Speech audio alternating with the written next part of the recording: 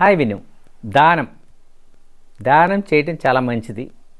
కానీ ఈరోజు దానం ఒక పెద్ద పబ్లిసిటీ కింద మారిపోయింది. డిజిటల్ మీడియా వచ్చిన తర్వాత బాగా పెద్ద పబ్లిసిటీ, దానానికి పబ్లిసిటీ. ఒకసారి నేను చూశాను ఒక పోస్ట్. యాక్చువల్గా 2 అట్టుపళ్ళు ముగ్గురు దానం చేస్తున్నారు, అంటే గిఫ్ట్ ఇస్తున్నారు ఎక్కడ హాస్పిటల్కి వెళ్ళి. సో ఏంటండి పబ్లిసిటీ, నాకు అర్థం కాలేదు.